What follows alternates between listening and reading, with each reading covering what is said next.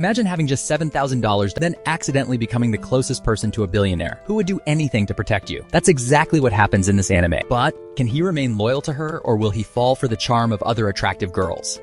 The anime begins with our protagonist, Itsuki Tomonari, standing in awe before the enormous Kyu Academy, one of the top 3 schools in Japan. He knows that many of the students come from wealthy families, and that the academy is where the country's future leaders, such as prime ministers and corporate presidents, are educated. Despite the pressure, he keeps his composure. That's when he hears a girl greeting the famous and popular Hinako Konohana. As Hinako politely returns the greeting while carrying herself with effortless grace, everyone around them can't help but stare, praising her beauty and elegance. Meanwhile, Itsuki thinks she really seems like a completely different person. Suddenly, Hinako walks over to him and asks what's wrong. Caught off guard, he tells her that nothing is wrong, so she simply asks him to keep moving. Once they enter the academy, the other students begin wondering who he is, assuming he must be someone Hinako knows. Up until yesterday, Itsuki had nothing to do with a world like this, which is why he's still far from used to it. At that point, the story flashes back to the very beginning, where Itsuki finishes another exhausting shift working as a construction laborer. His boss tells him he's free to leave, and since today is his last day, he lets him know that his paycheck has already been deposited. Itsuki sincerely thanks him before heading out, while another worker remarks that the kid has a lot of guts. His boss agrees, pointing out that Itsuki juggles several part-time jobs, working from morning until night, and apparently pays for his own education. Itsuki explains that his parents loved drinking and gambling, so they were always broke. Still, he'd somehow managed to get by, at least until today. When he arrives home, he calls out his usual greeting, since he doesn't live alone, but there's no response from his parents. It doesn't surprise him though, because they had quietly slipped out in the middle of the night. That's when he notices a single note lying in the living room, with nothing more than a short message wishing him the best in life. At first, he thinks it's strange for his parents to say something like that, but a moment later, his expression freezes. Without wasting another second, he checks for the family's bankbook, only to discover that it's gone. The realization that his own parents have abandoned him leaves him completely stunned. He can hardly believe it's real. A little while later, he wanders outside and checks his pocket, finding that he has only 200 yen left. Knowing he still needs something to eat, he can't help but wonder how he's going to survive tomorrow. Just then, he's distracted by a group of female students walking nearby, recognizing that they're wearing the uniform of the prestigious academy on the hill. That reminds him that his own entrance ceremony is also tomorrow, but now he believes he won't be able to attend. After one of the girls says goodbye to her friends and heads off in a different direction, Itsuki watches her leave, thinking that they live in completely different worlds, before quietly continuing on his way. A few seconds later, he spots a student ID lying on the ground. He realizes it belongs to the girl he just saw, so he quickly rushes over to let her know she dropped it. The moment she turns around, Itsuki is stunned by how beautiful up and clearly attempt to kidnap her. Acting purely on instinct, Itsuki shouts at them to stop for a second. However, since they can't afford to leave any witnesses behind, the kidnappers take him along as well. After they're brought to an abandoned hideout where they're being held captive, Itsuki tells the kidnappers that he seriously doubts his parents could ever afford to pay a ransom. One of the men yells at him to shut up, explaining that he was only taken because he happened to be in the wrong place at the wrong time. With no way to escape, Itsuki can't help but think that first his parents ran away in the middle of the night and now he's been kidnapped. It makes him wonder if he did something terrible in a past life to deserve all of this. Meanwhile, the kidnappers confirm that the girl really is the daughter of the Konohana family, making them realize they've hit the jackpot. After all, she's the heiress to the Konohana group. The moment Itsuki hears that last name, he turns to look at her and thinks that upper-class princesses really do exist. Not only is she incredibly beautiful, but she also carries herself with remarkable elegance.